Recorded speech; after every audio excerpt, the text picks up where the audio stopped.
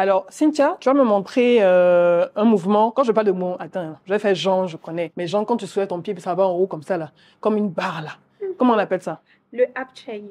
Apchagi. Oui. Maintenant, il y a un Apchagi. Apchagi. Oui. Apchagi. Maintenant, il y a un autre mouvement où c'est comme ça. Ça, c'est le Yopchagi. Le Yopchagi. Le pied poussé. Le coup de pied poussé. Ok, d'accord. Maintenant, ce que tu vas me montrer, c'est le Apchagi. Apchagi. Ok. Alors, le Apchagi, c'est le coup de pied direct. D'accord. Voilà. Donc, Tchè, j'ai entendu Los Caquet. Ah, c'est pas du jeu, ça. on peut t'attaquer à gauche. Tu te défends. Ouais. On t'attaque à droite. Tu bloques. Ouais. Et tu te défends. Ok, d'accord. On peut t'attaquer là devant. Tu te défends. Ok. Voilà. Et ainsi de suite. Comme ça. Oui, tu bloques. Ça, c'est des blocages. Ça dit bloquer et ensuite contre-attaquer. Ok. À la maison, on ne parle que de taekwondo. On avait des séances d'entraînement le matin très tôt. Avant d'aller à l'école? Que je parte à l'école, Non. Le taekwondo me vient de mon père, qui est lui-même pratiquant. C'est lui qui m'a initié au taekwondo, moi et ma petite sœur. Vous avez baigné dedans depuis, toi, depuis l'âge de 7 ans? Oui. J'ai toujours voulu être Miss. Oui. Voilà, donc... C'était déjà ta passion? Voilà, c'était déjà ma passion, je voulais être Miss. Donc le taekwondo ne m'intéressait pas trop. Oui. Au fil du temps, lorsque tu commences à faire les compétitions, je vois qu'il y a les challenges, j'ai commencé à aimer la chose. Aujourd'hui, j'accueille Cynthia Krabé, une athlète d'exception et une véritable ambassadrice du taekwondo en Côte d'Ivoire. Passionnée par cet art martial depuis l'âge de 7 ans, Cynthia s'est forgé un palmarès impressionnant, multiple championne de Côte d'Ivoire en 2003 et 2013, triple médaillée aux championnats d'Afrique et championne du monde francophone en 2012. Elle a également brillé sur la scène internationale avec 3 participations aux championnats du monde et une médaille de bronze aux Jeux africains juniors. Mais Cynthia ne s'arrête pas au sport de haut niveau. Entraîneur sportif certifié et maître international Cookie One, elle transmet aujourd'hui son savoir aux nouvelles générations. À côté de sa carrière sportive, elle a aussi marqué le monde de l'élégance en étant finaliste de Miss Côte d'Ivoire et représentante de son pays à Miss Tourisme International en Chine. Aujourd'hui, elle nous raconte son parcours unique, en rigueur, passion et dépassement de soi. Vous êtes bien sûr là où il faut et ça démarre maintenant.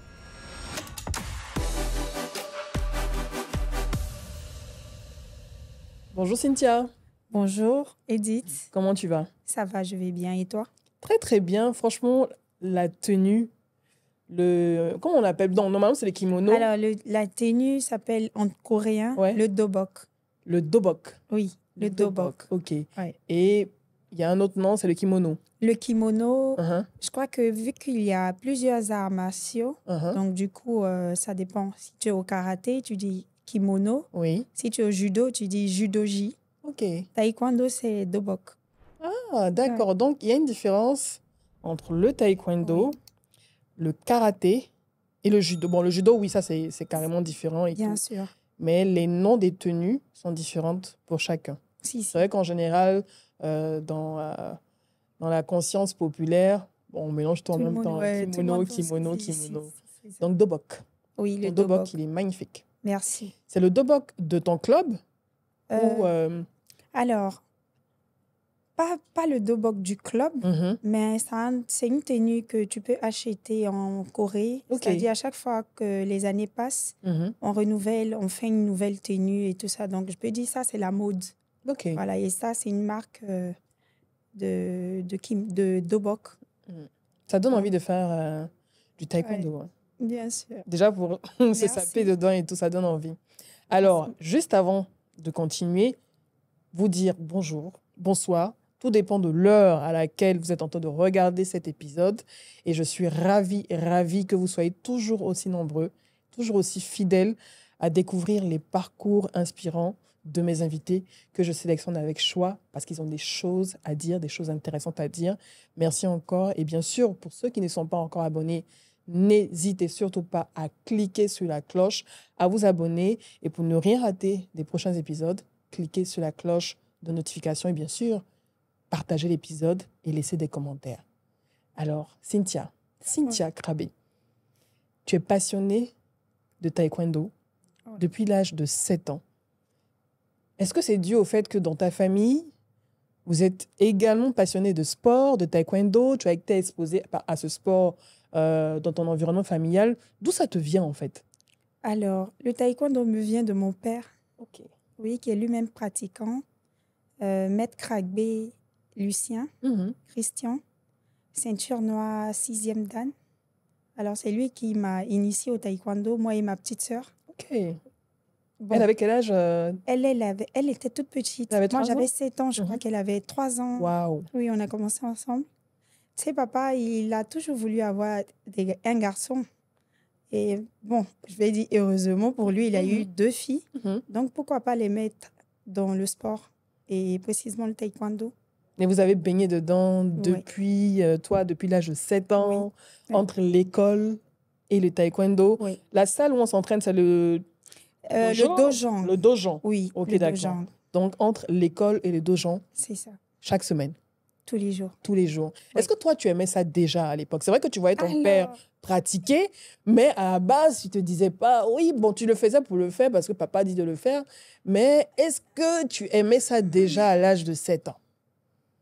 À l'âge de 7 ans, je peux pas dire j'aimais ça déjà. Oui. Mais vu que papa, il emmenait que c'est les petits garçons qui prenaient au club. Oui. C'est-à-dire ceux qui venaient s'inscrire. Il aimait bien passer du temps avec eux et tout ça. Donc, lorsqu'il nous a inscrits, bon, moi, j'ai toujours voulu être Miss. Oui. Voilà, donc... C'était déjà ta passion. Voilà, c'était déjà ma passion. Je voulais être Miss. Donc, le taekwondo ne m'intéressait pas trop. Oui. Mais papa, vu que... Tu vois, si tu veux rester auprès de papa, c'est qu'il faut le suivre au sport, au fait. Bien sûr. Oui, et puis, si je veux pas qu'il se fâche aussi. Effectivement, parce que c'est un passionné. Ah, il aime beaucoup le taekwondo. Donc, du coup, il fallait que je... Bon... Que tu suives, en fait. Voilà, que je suive. Tu n'avais pas le choix. Voilà. Donc, après ça, c'est venu au fil du temps. Lorsque tu commences à faire les compétitions, je vois qu'il y a les challenges. Et bon, j'ai commencé à aimer la chose. Donc, à la maison, on ne parle que de taekwondo. Ah ouais. Ah là là là. Et maman, comment elle le prenait à l'époque quand il t'emmenait, toi et ta petite sœur, au dojo, déjà 7 ans, elle 3 ans, comment elle le prenait? Bon, elle acceptait? Elle acceptait, hein, du moment où on ne sera pas en train de jouer, se promener et tout ça. Ouais. Au moins, on est au sport, c'est bon, elle est contente. Donc, elle-même, elle nous encourageait. Tu sais, quand arrivait un moment, ton papa, il est le maître de salle, donc tu fais un peu le malin. C'est le patron aussi, d'une certaine manière. Oui, donc tu es la fille du boss dans le dojo et tout ça. C'est ça. Donc, lorsque tu n'as pas envie de t'entraîner, tu veux rester à la maison. Maman, même ton coup, elle te chasse. Elle te pousse à aller t'entraîner. Va t'entraîner là-bas. Va t'entraîner. Donc, du coup, c'était ça le quotidien.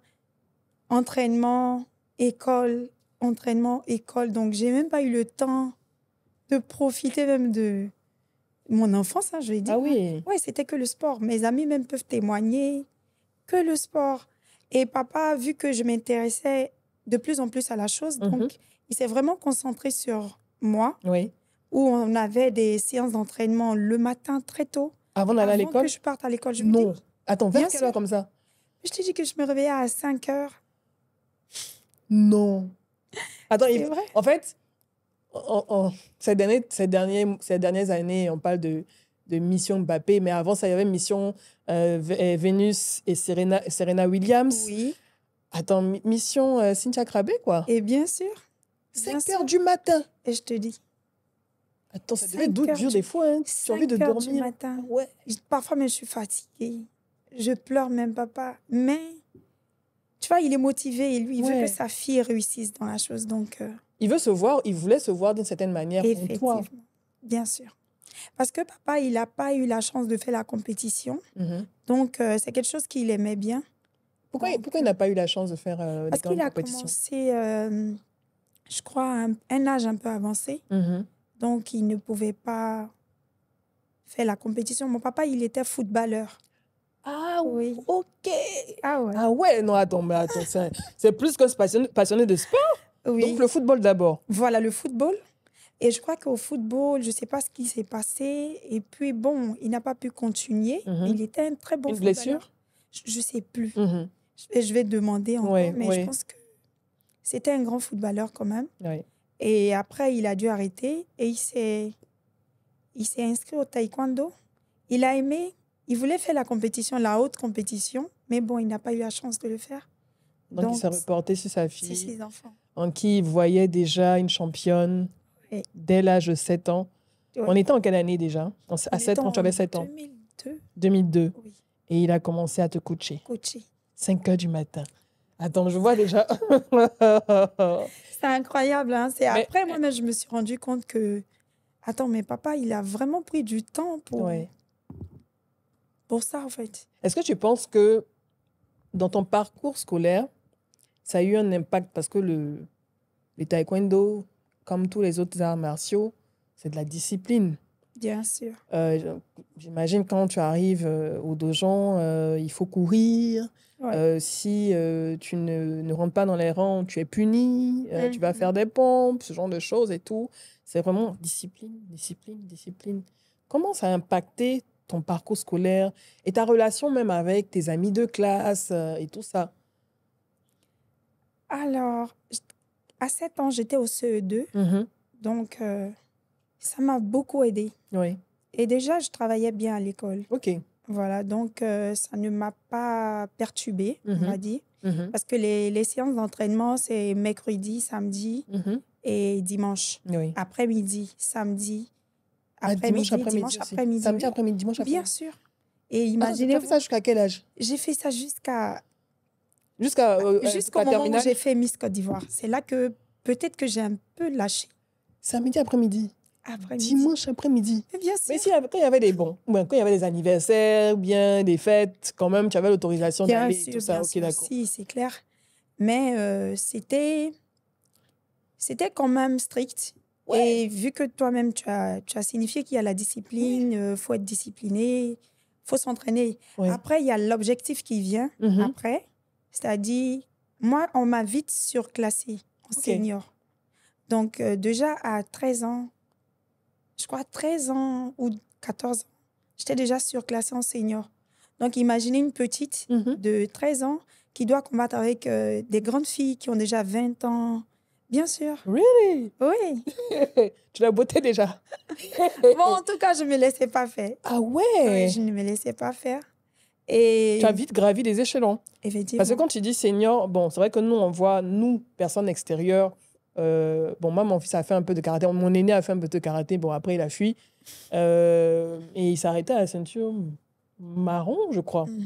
Jaune ou marron. Nous, on voit en termes de couleur de ceinture. Je ne sais pas si c'est pareil. Alors, au taekwondo. Au taekwondo, il y a le volet compétition et il y a le volet art martial. Ok, d'accord. Voilà, donc l'art martial, c'est là où on va t'apprendre la discipline, le taekwondo, les grades, ceintures de grade. C'est ça. Voilà, où tu évolues au niveau des ceintures, du grade et tout. Maintenant, il y a le volet compétition. Okay. Donc, lorsque ça rentre dans le volet compétition, écoute, tu as des objectifs. Tu veux gagner, tu veux avoir des médailles, tu veux être comme Ruth Babi. Oui, bien sûr. On salue Ruth Babi également. Coucou Ruth. Si. Donc, l'objectif est différent. Oui. Donc, il faut que tu t'entraînes plus. Parce que si tu dois croiser tes grandes sœurs qui sont plus âgées que toi, qui sont déjà... Qui ont une carrure et tout ça. Voilà, qui sont déjà fortes. Oui. Voilà, donc il faut que tu t'entraînes. Ok, d'accord. Donc, c'était ça. Mais pour bien comprendre, hein, comme... Vu déjà que tu as fait le distinguo entre déjà les 3 arts martiaux qu'on connaît, donc taekwondo, karaté et également judo, par rapport aux ceintures, pour permettre aux gens de bien comprendre par quelle ceinture on démarre et par quelle ceinture, on va dire, en griffe, on termine. Ok, bon, on démarre par la ceinture blanche. Ok. Et ensuite la ceinture jaune. La ceinture verte, la ceinture bleue, la ceinture rouge et ensuite la ceinture noire. Ouais. Mais pour pouvoir... Entre ces ceintures-là, tu les passes 2 fois. Ok. C'est-à-dire, lorsque tu passes la ceinture jaune, tu dois passer la deuxième jaune. D'accord. Donc, verte, deuxième verte, bleu, deuxième bleu, rouge, deuxième rouge. Ok. Et ensuite la noire. Voilà. Et lorsque tu as la noire, le temps de préparation... est différent du temps de préparation des ceintures inférieures. Là, tu attends maintenant, pendant des années maintenant. C'est-à-dire 1 an, 2 ans, 3 ans, avant de faire les passages de grade. On entend parler dans l'entendement populaire de Dan. Bien sûr. Là, tu dis, par exemple, pour la ceinture noire, c'est plusieurs années en tout cas, chaque année ou chaque 2 ans et tout ça. Quelle est la dernière Dan? Et là, je parle comme une néophyte. C'est quoi les Dan? Alors, tant que tu peux passer les grades, tu les passes. D'accord. Mais c'est compliqué parce que j'ai dit quoi? Lorsque tu passes la première noire, tu dois attendre 6 mois avant de faire... Non, même pas. Lorsque tu as la ceinture rouge, deuxième rouge, tu dois attendre 6 mois avant de faire la première Dan. OK. Après, tu dois attendre 1 an pour faire la deuxième Dan. 1 an, 6 mois, 2 ans, ainsi de suite, pour pouvoir évoluer. OK. Mais en même temps, le taekwondo, il est physique. Donc, il faut que tu te prépares physiquement. Est-ce que tu es prête? Oui. Est-ce que ton temps te permet de pouvoir te préparer à chaque fois pour continuer à passer les grades? Oui. Donc, il y a un peu de temps qui est mis souvent entre les attentes. C'est ça. Voilà. Donc, ce qui fait qu'actuellement, en Côte d'Ivoire, le plus gradé, il a ceinture noire 9e Dan. Ah ouais, c'est qui? Maître Koulibaly Chakaminaya, il est ceinture noire 9e Dan Kukiwan. C'est le plus gradé de toute l'Afrique. Hein? Bonsoir, bonjour vieux père. Ah ouais, de toute l'Afrique. De toute l'Afrique. Et il est ivoirien. Oui. Chapeau.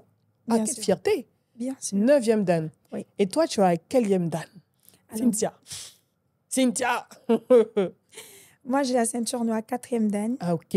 Voilà, 4e Dan, que normalement, je dois préparer la 5e Dan cette année. Mais respect, s'il te plaît. Ah ouais. Merci. 4e Dan. Ceinture jaune, peut-être bleu.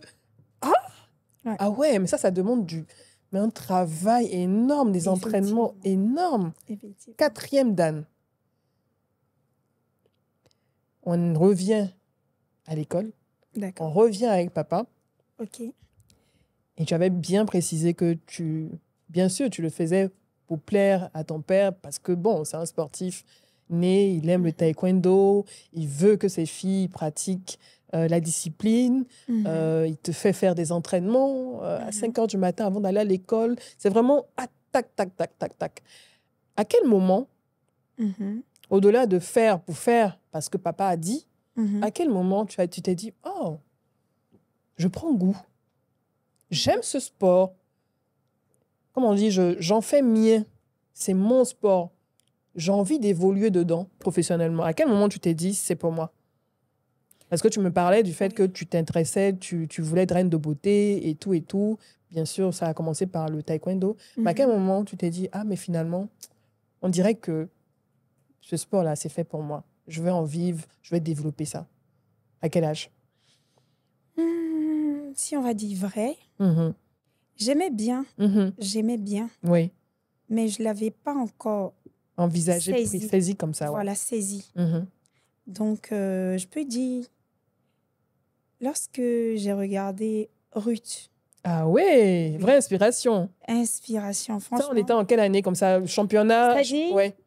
Avec Ruth, on a grandi ensemble. Ok, d'accord. Voilà, on a grandi ensemble. Elle était mon adversaire. Oui. Dès quel âge comme ça? On avait 7 ans, 8 ans. Ah ouais. Attends, vous êtes voisine de quartier? Je vous dis. Attends, c'était quel quartier? On vivait à Komassi. Ok. Voilà, mais on n'était pas dans le même club. Mais on était club, tu vois. Ouais, challenger, adversaire et tout ça. Voilà. Donc, du coup, c'est-à-dire, je me suis imprégnée même de ce sport parce que lorsque j'ai arrêté, parce que j'ai arrêté plutôt la compétition, pas arrêté même le sport en tant que tel. Mais lorsque j'ai arrêté la compétition, vu que Ruth, c'est mon amie, j'étais tout le temps avec Ruth et tout ça, et elle a fait championne olympique, championne du monde. Mais Ruth m'a fait comprendre que, mais attends, le sport qu'on pratique là, c'est un sport qui est très important en fait.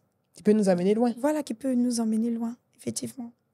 Et comme j'ai pas abandonné, donc j'ai continué, je me suis dit, bon, attends, mais je peux continuer dedans. Je suis allée à l'école, j'ai fait un master en entraînement sportif. Ok. Quand c'est fini, on m'a affectée à l'Institut national de la jeunesse des sports. INJS. À Marcory, c'est ça? À Marcory, c'est ça. Donc, j'ai compris par là que c'est un sport par lequel, aujourd'hui, on peut vivre même de ce sport, bien sûr. Et Ruth en vit.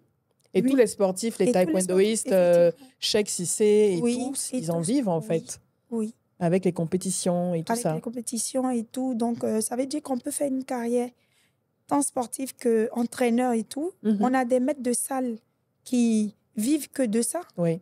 On a Maître Apollos Johnson, je sais pas si si, je l'ai déjà vu à la télé également. Merci. Oui. Maître Apollos, il ne vit que de ça. Oui. On a plusieurs maîtres. Voilà, il entraîne, il est coach et il est à fond. Ouais. Donc, c'est quelque chose que... C'est un sport qui est prometteur. Donc, les parents n'ont même pas comment on dit là, d'appréhension à avoir. C'est un sport qui est en train de se développer. Et je pense que ça sera même un sport où il y aura du business parce que les choses sont en train de se faire au fur et à mesure.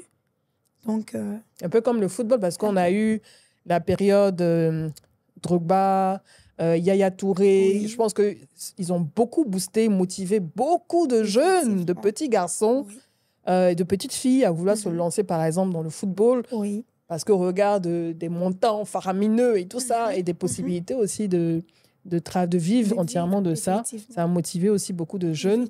Et ça se comprend également pour le taekwondo avec les médailles d'or, les médailles, toutes les médailles qui ont été glanées à l'international par Ruth Babi, par Cissé Cheikh et tous les autres taekwondoïstes.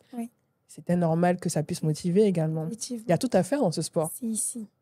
Et vous savez, c'est vrai que c'est un sport mineur qui n'a pas encore atteint le football. Oui. Mais on peut dire par Ruth Babi et Cheikh Cissé, on voit que ce sport-là a vraiment... Mais c'est eux qui nous ont ramené des médailles. Merci. Ça a vraiment développé même ce sport. C'est eux qui nous ont ramené des médailles. Aujourd'hui, on parle partout de taekwondo. Tu as tout le monde qui veut s'inscrire au taekwondo. Oui. Donc, c'est un sport prometteur. C'est un sport qui peut nourrir son homme. Oui, qui peut nourrir son homme. Et aujourd'hui, tu as un club. Oui. Depuis un an, où tu enseignes, tu transmets ton savoir et tout. Comment t'es venue l'idée de dire, OK, c'est le moment, il faut que j'ouvre mon club, que je puisse aussi transmettre mon savoir? L'idée m'était venue depuis un moment. Tu y pensais déjà? Oui, j'y pensais déjà, mais je n'avais pas encore le temps. Oui. Voilà, parce qu'un club, lorsque tu ouvres un club, il faut que tu sois là pour gérer. C'est toi, tout le monde veut voir. C'est à cause de toi, les gens, ils s'inscrivent et tout ça. Donc, il faut que tu trouves un moment où tu es disponible pour pouvoir partager ton savoir et tout. Et c'est comme une petite entreprise aussi, une certaine manière. Tu as parlé de maîtres de salle et tout ça. Oui. Il faut les payer. Voilà, il faut les payer. Il y a du matériel à payer. Il y a les enfants, il faut les suivre, il faut les encadrer. Il y a des activités et tout ça, des compétitions. Surtout les compétitions aussi. Et tout. Et comment tu t'organises depuis que tu l'as ouvert et tout ça? Alors, je l'ai ouvert même cette année. OK. C'est cette année. OK, d'accord. Le club n'a pas... C'est tout récent. Oui, c'est tout récent. C'est tout récent, mais le club, il évolue franchement bien. Parce que les gens, ils veulent découvrir, ils veulent voir Cynthia en train de les entraîner. Donc, c'est déjà encourageant. En fait, toi-même déjà, ton image de marque attire tous ceux qui veulent participer, qui veulent découvrir ce sport et le faire découvrir à leurs enfants. Tu as parlé de ta passion et il y a également toutes les médailles, toutes les compétitions auxquelles tu as participé depuis ces dernières années. Quelle est celle qui t'a... Parce que dans l'intro, j'ai cité les Jeux africains, francophones et tout. Quel est le jour où tu as eu ta première médaille? Comment tu t'es sentie? Et c'était à quel moment? Ma première médaille nationale ou internationale? Nationale déjà. Alors, oh là là, j'étais tellement petite. Bébé? Bon, pas bébé, mais j'étais petite, donc je ne me rappelle pas trop de... Encore au primaire, ça c'est sûr. Voilà, c'est clair.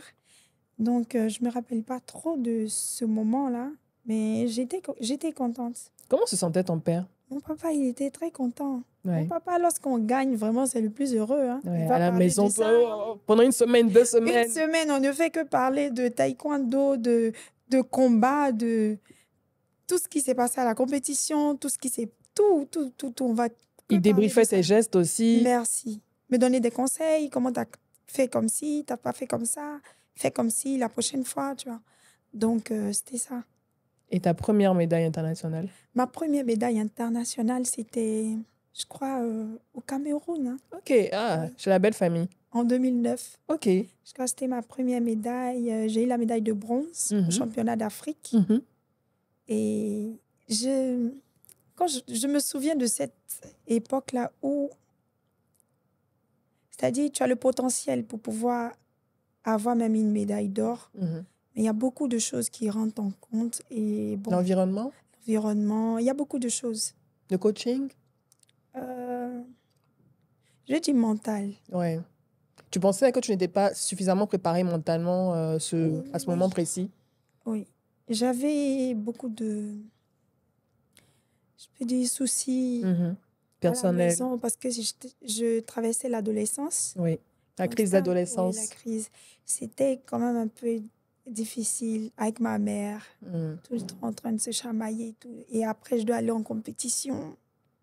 Arriver là-bas, bon, t'as pas, le mental, il est un peu partagé et tout. Et tu peux faire mieux. Oui. Mais après, au coup, bon, arriver, ça dit où tu dois maintenant te transcender. Tu n'es pas rentré dans le jeu. Tu rentres pas. Ça dit, les gens, ils restent sur les fins. Ouais. Tu vois, ils restent sur les fins. Donc, c'était ça un peu qui me fatiguait et tout. Donc, tu t'en es voulu? Beaucoup, hein. Après, je m'en suis voulu. Après. Tu as eu le soutien de ton père juste après, quand tu as ramené la médaille de bronze? Bien sûr. Oui. Ma mère, tout ça, tout le monde était content. Tout le monde était content parce que c'était ma première médaille et tout. Donc, c'est la bienvenue. Et après, j'étais content. Comment ça s'est passé? Après, forcément, tu t'es dit, oui, comme tu le disais, je pouvais faire mieux et tout. Comment tu as réussi pour les compétitions qui ont suivi à essayer en tout cas de te transcender en compétition internationale? C'est tout un travail qui a été fait. On a eu droit à un psychologue, un moment... Préparateur mental? Préparateur mental, voilà, qui a quand même essayé de nous aider. Et ça nous a beaucoup aidé parce qu'après, j'ai fait médaille d'or au championnat du monde francophone. Ouais, oui. Bravo. Merci. Et là-bas, franchement, je me suis concentrée sur la compétition. On a fait une mise au vert pendant au moins une semaine où vraiment, il faut être concentré sur la compétition et tout ça. Donc, c'était un moment qui était important pour moi parce que j'ai pu me retrouver, c'est-à-dire mon mental et moi-même. Donc, j'étais vraiment concentrée à ce championnat-là. Tu étais en accord avec toi-même à ce moment? Bien sûr. Tu t'es vraiment trouvé avant de prendre ton adversaire? Oui, voilà. Et tu ramènes la médaille d'or? La médaille d'or. Est-ce que... C'est vrai qu'il y a beaucoup d'autres compétitions. Est-ce que pour 2025 et toutes les années qui vont suivre, est-ce que tu te projettes déjà sur des compétitions internationales? Oui. Les JO? Bon, oui. 2027? Mais pas compétition de combat. Ok. On a d'autres volets au taekwondo. On a le pumse. Le? Pumse. Pumse. Oui. Pumse. Le pumse. C'est quoi le pumse? kata. Je ne sais pas si tu as déjà entendu je vois. le kata. C'est l'enchaînement de plusieurs mouvements et tout ça, voilà. Ouais. Donc, mouvement technique, coup de pied, blocage, attaque, frappe. Ça, c'est de la performance, en fait. Bien sûr. C'est pas du combat, mais c'est vraiment de la performance, allier les mouvements et avoir la validation du jury. Du jury, voilà. Okay. Mais tu es toute seule sur le tatami et tu dois faire un enchaînement de mouvements précis. Et il faut que ce soit beau, avec la souplesse et tout. Ça aussi, Mais on veut te voir, en fait, dans toutes les compétitions internationales, jusqu'au JO, sur le pumse. Bien le pumse, il est au JO? Oui, je crois, non? Normalement, il est au JO. Non, pas encore. Pas encore. Mais bientôt, ça rentre dans les Jeux. 2027, il y aura le pumse au JO. On aura prophétisé ça ici. 2028. C'est 2028 à Los Angeles. À Los Angeles. Oui. Le pumse à Los Angeles en 2028. On est d'accord? Oui. Ok, d'accord. Bon, avant ça, il y a d'autres compétitions, il y en aura d'autres. Bien sûr. Parce que je pense qu'on devrait encore plus te voir sur ces compétitions. On devrait encore plus entendre parler de Cynthia aussi, Cynthia Crabé, dans ces compétitions et tout ça. Effectivement. Tu as des compétences, tu as un savoir-faire. Bien sûr. Alors, on a parlé de compétition, on a parlé de tes médailles. Oui. On parle également de ton quotidien. au-delà du club que tu viens de lancer. Mais tu es une très belle femme. Merci. Et c'est vrai que j'imagine que dans ton adolescence, tu as parlé de crise d'adolescence, quand tes amis entendaient, mais attends, elle fait du karaté? Les préjugés des hommes, ah mais ça, elle va nous botter. Est-ce que tu entendais ce genre de préjugés, de remarques, parfois sexistes, sur toi et ta pratique du taekwondo, quand tu étais plus jeune? Mais jusqu'à maintenant, Ouais. Depuis mon enfance, j'ai dit quoi, j'ai commencé à 7 ans en CE2. On m'appelait déjà Jet Li. On m'appelait Jet Li. C'est vrai, ben? Oui, on m'appelait Jet Li. Et ça m'a suivi toute mon enfance. Au collège. Dans le quartier. Au collège, au quartier, partout. On m'appelait. C'est-à-dire, dès qu'ils savent que je pratique, automatiquement, on me colle une étiquette. Il y en a certains qui essayaient de te provoquer, pour te pousser à... Oui, à bout. Il y en a un que j'étais obligée de taper. Tu l'as botté? Vers quel âge? Il me provoquait, le gars, tous les jours qu'il me voit, il me provoque. Il va crier. Tu penses que quoi, ton petit taekwondo que tu fais, tu peux rien me faire. Il est tout le temps en train de me provoquer. En fait, il te jugeait par l'apparence. Merci. Et moi aussi, quand j'étais petite, là, j'étais très mince, très fine et tout. Donc, il pensait que... Tu n'avais pas la carrure. Voilà. Donc, à chaque fois, il me voit, il me provoque. Je dis non, un jour, lui, là, je ne vais pas le laisser. Et je l'ai tapé. Il ne m'a plus jamais adressé la parole. Alors, ce jour-là, ses amis, parce que forcément, quand ils font ça, en général, ils sont en meute, ils sont en groupe. Il était seul ce jour-là? Bizarrement, il était seul ce jour-là. Non, il ne va pas dire à quelqu'un ce qui s'est passé, non. Peut-être qu'il s'il regarde... non, il ne faut pas dire juste le prénom, pas dire le nom, le prénom. Je ne me rappelle pas de son nom. En vrai, il est négligeable mais même. Je me rappelle de son visage. Mais non, mais le gars, je l'ai tapé. Franchement, avec toute ma force, là, je l'ai tapé. Tombé comme ça. Ah là là. Comme du n'importe quoi. Purée. Mais c'est dommage qu'il n'y ait pas eu ici. Il y avait eu 2 ou 3 témoins de ses potes. S'ils avaient témoigné. Ils allaient se moquer de lui. Hein. C'est clair. Là, il avait quel âge comme ça? Je crois qu'il n'était pas âgé. Hein. Peut-être plus petit que moi, de moins de 2 ans comme ça. Mais le gars, il ne me respectait pas quand il me voit. Et quand ça s'est passé dans le quartier, déjà, il t'a peu adressé la parole, mais il t'a respecté. C'est clair. Et je suis sûre qu'il en a parlé. Non, il n'en a pas parlé. Non, il ne peut pas parler de ça. Non, il y a le niveau. Mais comment tu as réussi à jongler avec ces remarques? Parce que tu as parlé de carrure. Lorsqu'on te voit, on ne s'imagine pas que tu puisses être capable de taper et tout, et tout, et tout. Forcément, les gens qui te voient ne peuvent pas tout de suite imaginer que tu es dans la compétition en tant que taekwondoïste et tout. Comment tu arrives à jongler ces remarques, à gérer ça? Alors, bon, moi, je suis posée dans la tête par rapport à ça. Ça te glisse sur le corps. Voilà, franchement, je ne prends même pas ça à cœur, en fait. Ça ne t'a jamais atteint, même quand tu étais plus jeune? Ça ne m'attendait pas. Ouais. Non, non, pas du tout. C'est-à-dire, je comprenais les gens. Et puis, un peu à cause de ma manière d'être. Je crois que je suis féminine. Et depuis mon enfance, moi, j'ai toujours voulu être Miss. Donc, imaginez une Miss qui pratique. Ah, c'est rare. Hein? Ah, c'est rare. C'est très rare. C'est que ça fait ta différence, en fait. Effectivement. Donc, du coup, je suis tout le temps coquette, tout le temps maquillée. Mais je me maquillais. En tout cas, je faisais tout. Mais même quand tu vas en compétition, tu es maquillée. C'est-à-dire, quand je pars en compétition, tu vois, là, j'ai tiré les cheveux et tout ça. Je peux mettre de eyeliner. Ah ouais? Ouais.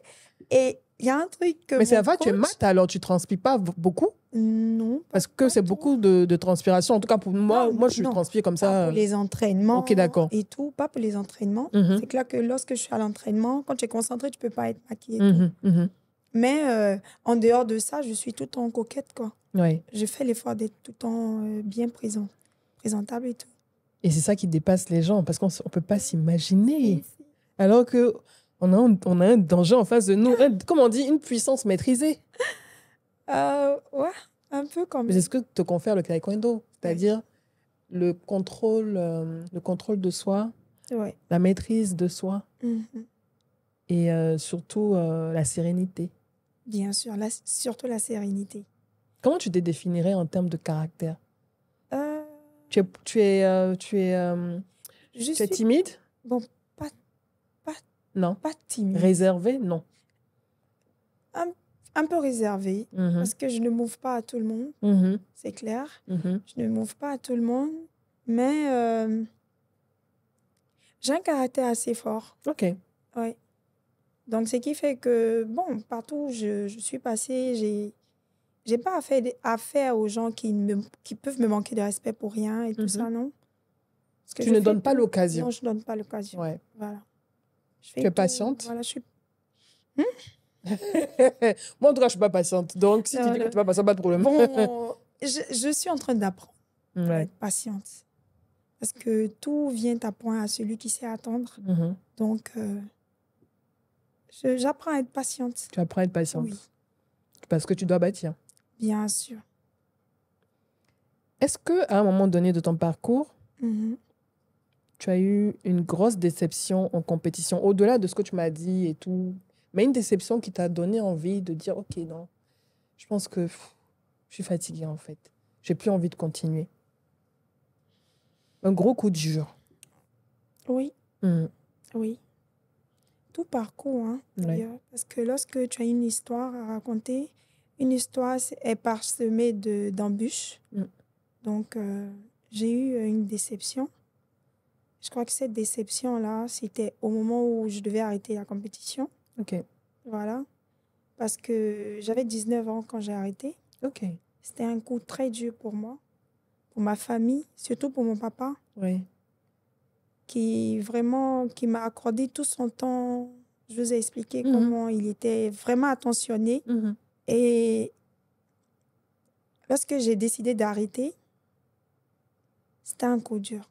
Même pour moi, c'était très dur parce que j'avais les qualités pour tout ce qu'il fallait à un athlète surtout pour que réussir. Tu es jeune, 19 ans. 19 ans. Et puis, je décide tout d'un coup de ne plus faire. Tu en avais marre? Pas que je n'avais marre. J'ai vécu une histoire un peu similaire à celle de Mariama Cissé. Oui. OK. Voilà. Mais bon, moi, ce n'était pas un harcèlement sexuel, mais c'était plutôt un abus de pouvoir. Oui. Un abus d'autorité. Autorité. Et le même entraîneur, d'ailleurs. Ah, le même entraîneur? Le même entraîneur. Pour faire la parenthèse, au début de l'année 2025, donc janvier 2025, une taekwondoïste, Mariama Cissé, que je salue d'ailleurs, une jeune sœur, donc, a pris son courage. Et je crois que c'est le premier procès pour harcèlement dans le milieu du sport et qui a touché donc, la fédération de taekwondo.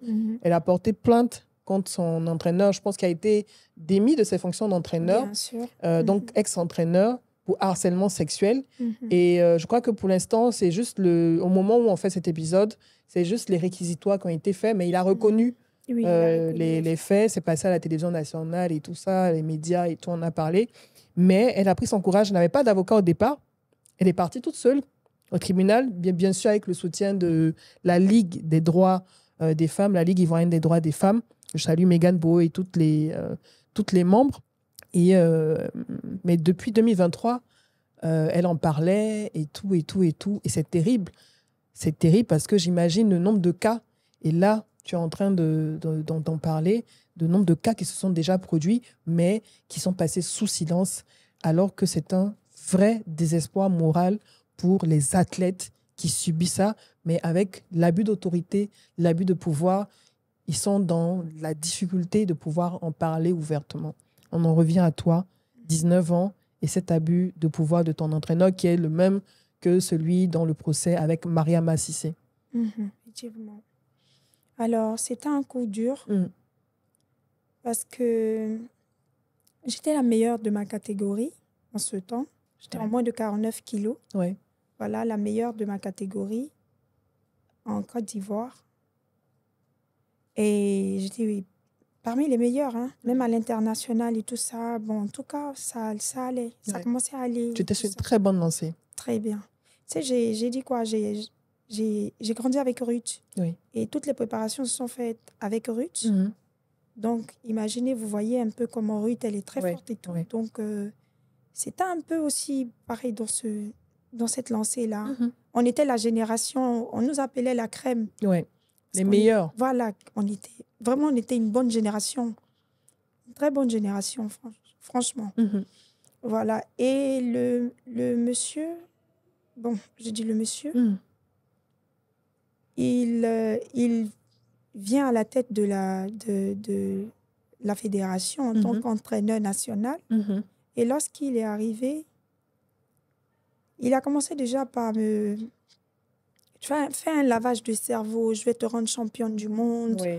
Si tu es avec moi, t'inquiète pas, je vais faire de toi une championne et tout. Oui. Voilà, donc je ne sais pas si c'est sa méthode pour que tu puisses avoir confiance en lui. Oui, un peu de manipulation. Voilà, donc, OK, c'est lui l'entraîneur, donc...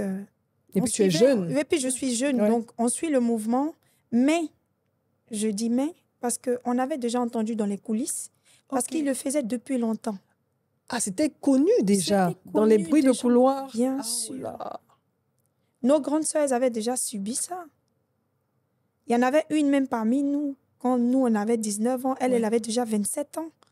Et elle avait subi même pire que Mariama. Waouh. Mais elle n'ose pas en parler parce que, bon, c'est une histoire pour elle qui est passée. Après, c'est elle. Mais on en parle, elle nous en parlait déjà. Et donc, on savait qui il était.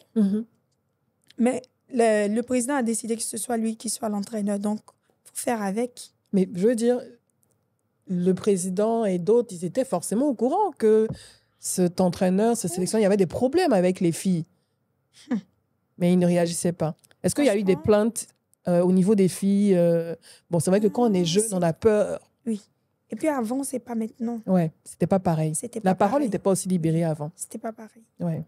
Voilà, donc je crois qu'elles ont eu à se plaindre peut-être. Mais moi, j'étais jeune, donc je sais pas si elles se sont plaintes au niveau de la fédération, au niveau du président et tout. Mais je crois que lorsqu'il nous a écartés, parce que oui, l'entraîneur, lui, quand c'est ce qu'il a fait aussi à Mariama. Oui, quand tu ne rentres pas dans sa manipulation, et tu résistes, il t'écarte. Et ça, c'est clair, il t'écarte. Moi, il a préféré même qu'il y ait personne dans la catégorie que moi, en fait.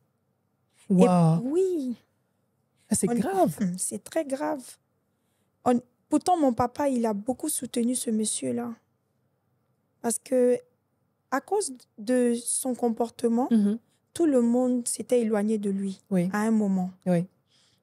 Mais mon papa, il partait là-bas le soutenir, il faisait les clubs de ceinture noire et tout ça. Donc, pour être avec lui pendant un moment. Oui. Et quand il revient prendre la fédération, comment on dit, quand il revient être entraîneur et tout, mais j'étais parmi les premières personnes même qu'il a écartées. Wow. Et pourquoi? On est allé à un championnat où toute l'équipe avait perdu au premier tour. Mais moi, j'avais gagné le premier tour et j'ai perdu au deuxième tour. Et je finis de combattre. Il me voit dans le hall de l'hôtel. Toi, tu ne me demandes pas pardon. Je dis, mais attends. Pourquoi? Ah, c'est la même question que je me suis posée. Mais pourquoi je dois lui demander pardon? Tu ne me demandes pas pardon. Au fait, je suis là, je dis, mais attends, c'est sérieux là? Ouais. Qu'est-ce qu'il raconte au fait?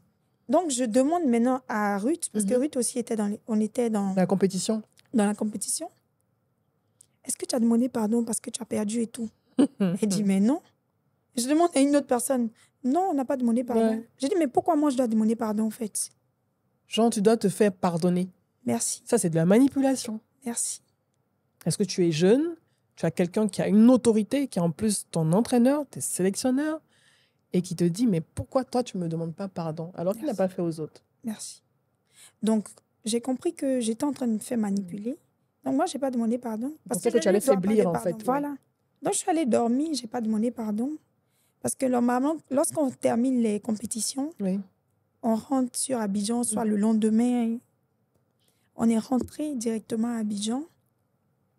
Et je constate que lorsqu'il a rappelé les athlètes pour pouvoir effectuer une autre compétition, je ne faisais pas partie de l'effectif.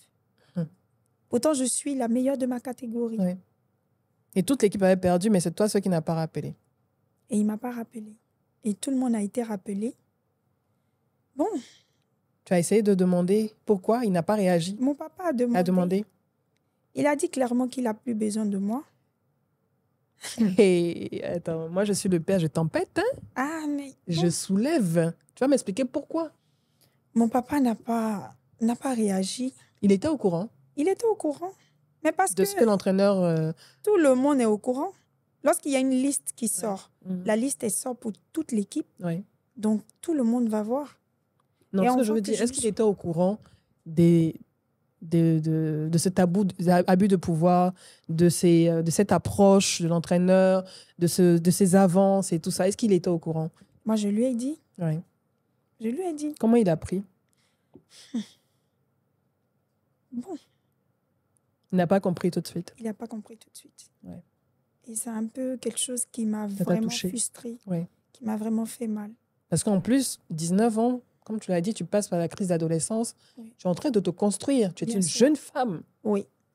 Et forcément, une jeune femme qui attire les regards et qui est en train de se construire, comme je disais, qui peut même parfois manquer de confiance et tout et tout.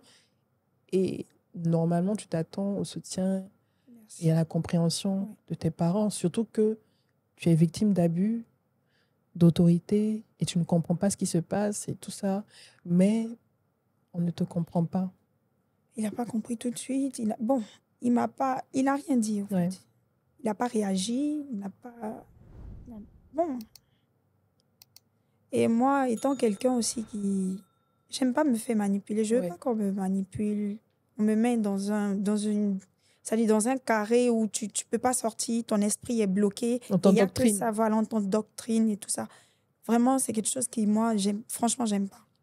Donc, c'est à ce moment-là que tout le monde m'a dit non, il faut continuer, même si tu n'as pas appelé à l'équipe nationale, mais au moins continue la compétition. Un jour, il va te rappeler. Je ne voulais pas. J'ai dit, mais un jour, que tu retournes... Merci, si je reviens, mais là, je suis à sa merci. Dans la gueule du loup? Merci. Là, maintenant, c'est qu'il veut que je fasse, mais je vais le faire parce que je lui montre que j'aime tellement la chose. Que je n'ai pas le choix. Je n'ai pas le choix maintenant. Donc, je reviens vers lui, j'accepte. Donc, j'ai dit non, je ne veux pas. C'est pas grave. Il y a d'autres choses à faire. C'est là que j'arrête. Au début, ça me faisait pas mal d'avoir arrêté. Mais c'est après, quand je vois que j'ai le potentiel. Oui, et tu vois les autres évoluer. Et je vois les autres continuer, évoluer.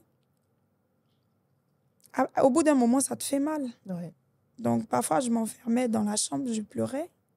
Ça m'a même quand même un peu éloignée de mon père. Parce qu'il comptait beaucoup sur moi et tout ça.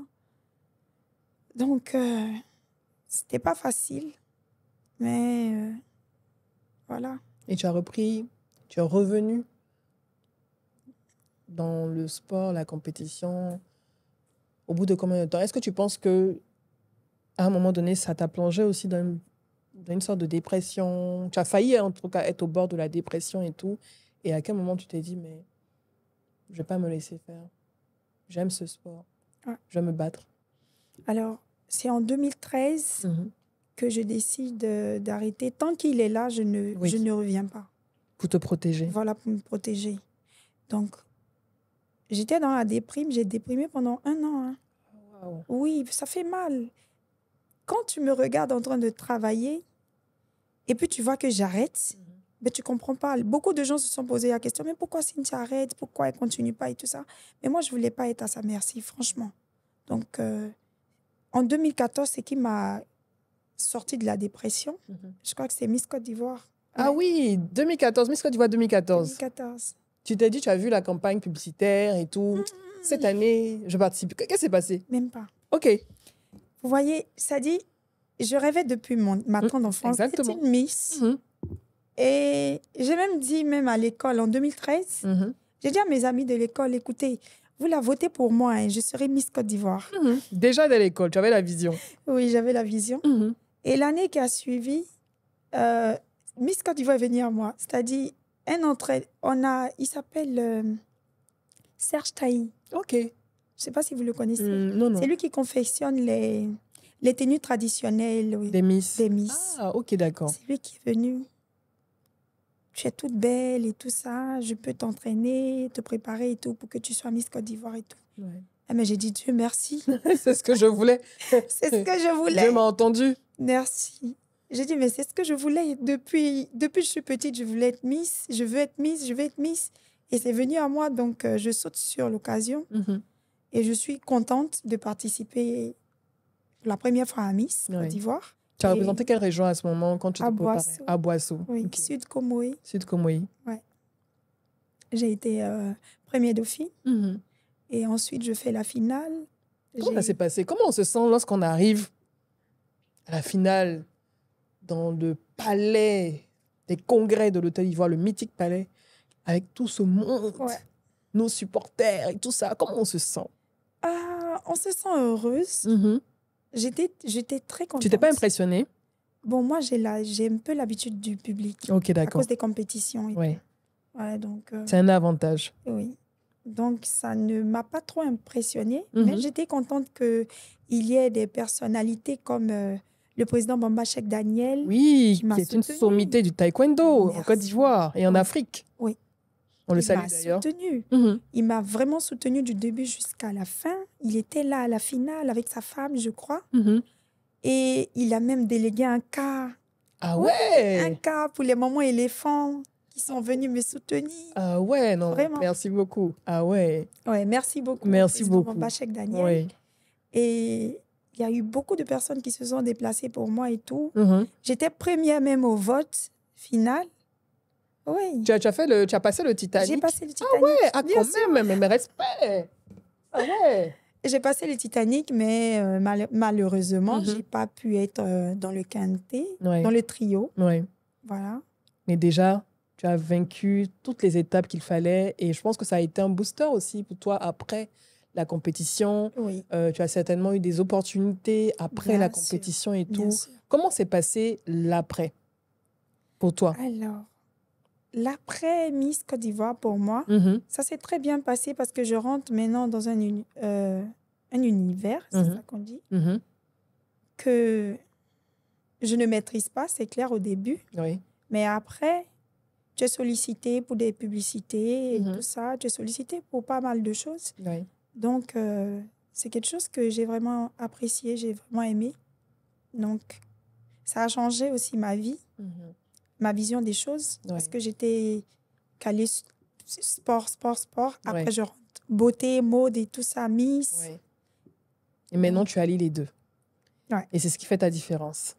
Et qui te démarque. Et tu communiques aussi beaucoup sur tes réseaux. Tu partages ta passion du taekwondo et tout ça.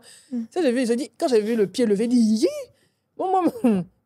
mes hanches là, je ne peux même pas m'amuser. On m'a fait même le quart du mouvement et tout ça, mais ça, c'est des années d'entraînement. Depuis que tu as 7 ans, tu as cette compétence-là de tap. C'est ça. Et aujourd'hui, tu es épanouie, on peut le dire, dans ces deux mondes. Tu as ouvert ton école récemment et tu vas recevoir des futures championnes et champions Inch'Allah. À qui tu vas transmettre ta passion et ton savoir. Et franchement, je pense que tu mérites beaucoup de soutien pour ton abnégation, ton courage et surtout ta volonté, ta vision. Merci. Moi, je me dis, on se donne rendez-vous encore dans 5 ans pour voir l'évolution. Et puis, je t'ai donné une date. Au-delà du club qui sera rempli, je t'ai donné aussi une date. On verra bien. Si tu devais donner un conseil à la petite Cynthia qui a 7 ans,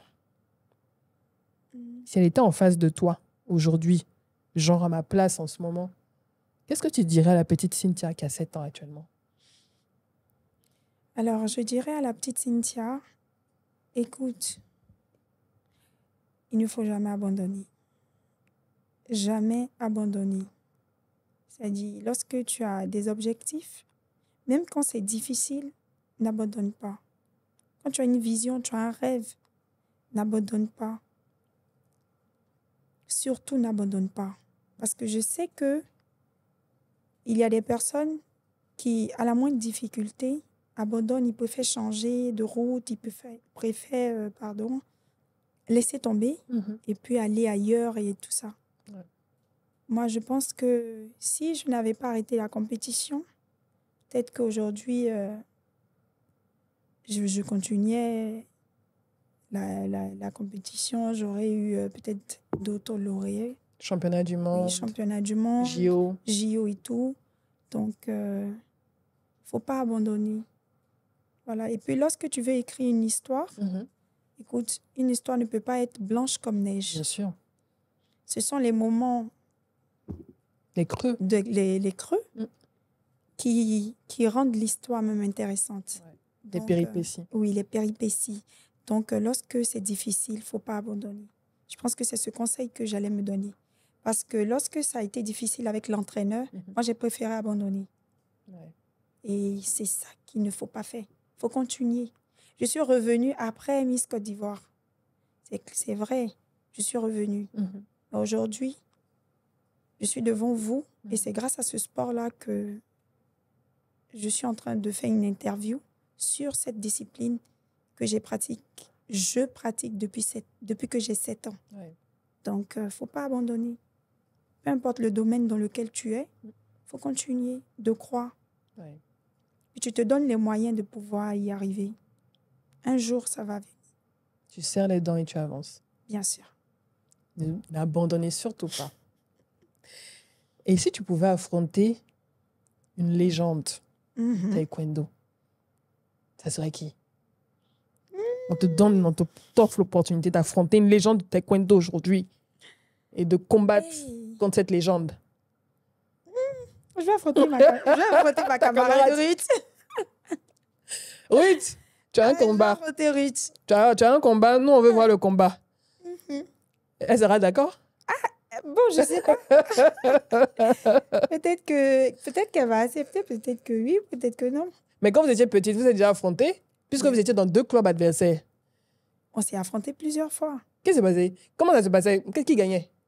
Aujourd'hui, je gagne. Aujourd'hui, je gagne. Demain, elle gagne. Demain, c'est moi qui gagne. Elle gagne. Je crois qu'on a 3 victoires. Donc, OK. C'est-à-dire, j'ai perdu 3 fois. Elle m'a gagné 3 fois. J'ai gagné 3 fois. Donc, il reste un 4e. On va voir ça. Nous, on a hâte. Ouais. Et je dirais, vraiment, dernière question. C'est vrai qu'on a parlé d'évolution. Tu es dans une discipline, on pourrait dire, qu'on pense très masculine, alors qu'il y a de plus en plus, à parler de Ruth et plein d'autres, de plus en plus de femmes qui s'intéressent au taekwondo.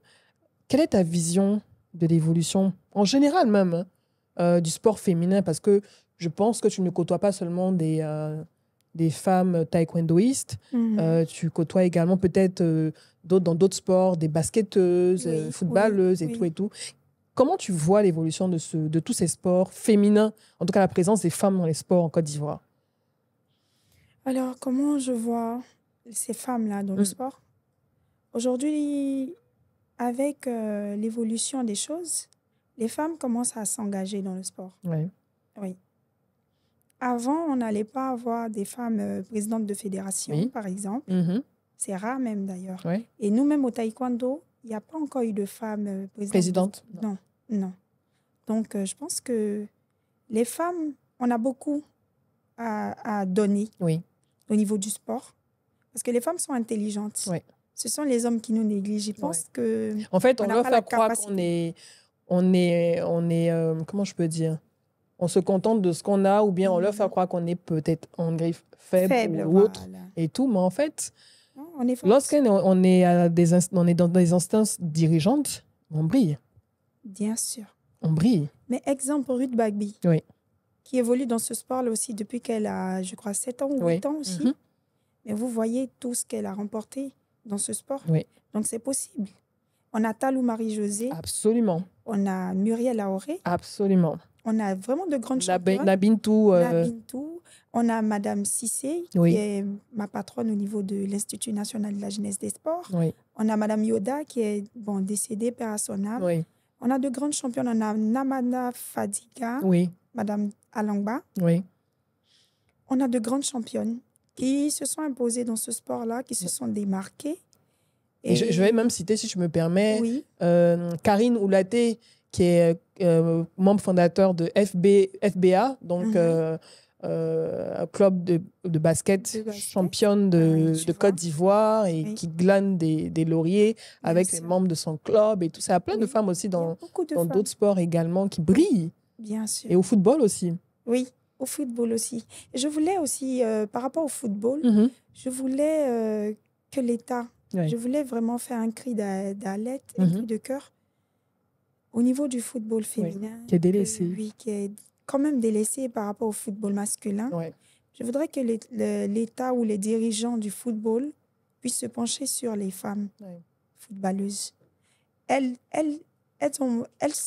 s'abandonnent même pour ce sport-là en espérant gagner quelque chose. C'est ça. Mais tout est dans les mains des dirigeants. À eux de se pencher sur ce côté-là. Et pour puis valoriser valoriser le football féminin. Je pense qu'elles ont beaucoup à donner. Elles sont très fortes. Elles ont besoin de soutien. C'est tous les sports féminins, tous les sports même d'ailleurs. Les athlètes ont besoin de soutien. C'est tous les sports mineurs, en fait. Tous les sports mineurs. Ils ont besoin d'accompagnement. Ils ont besoin de sponsors.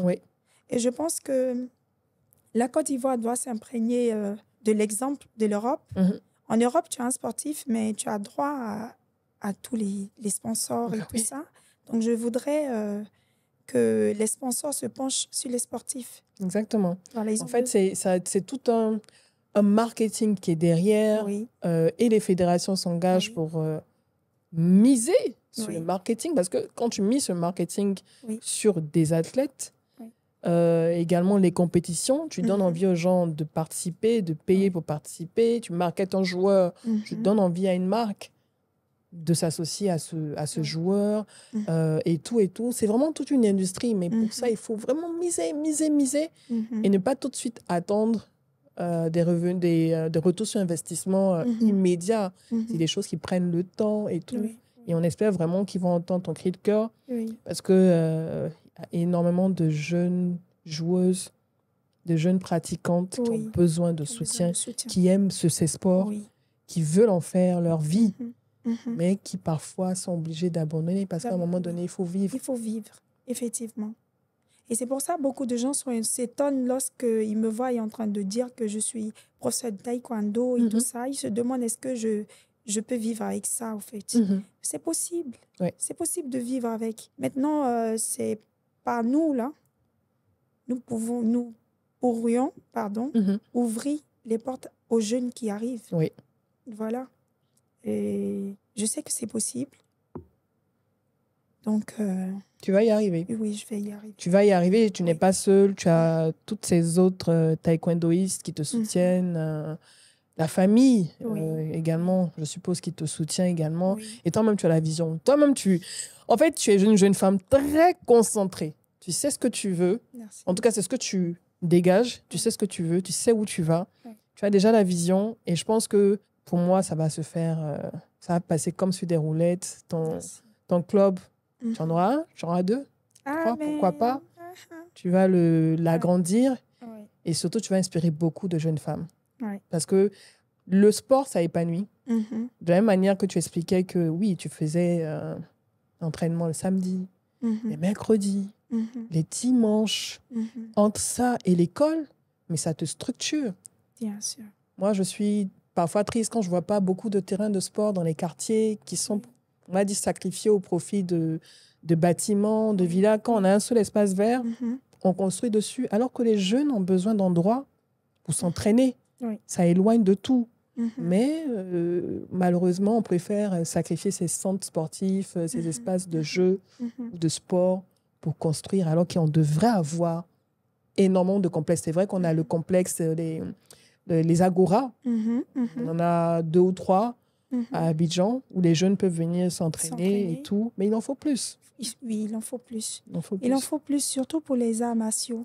Parce que là, toutes les infrastructures qui sont mises en place sont des infrastructures pour le football, le basket, l'handball, mais pas pour les arts martiaux.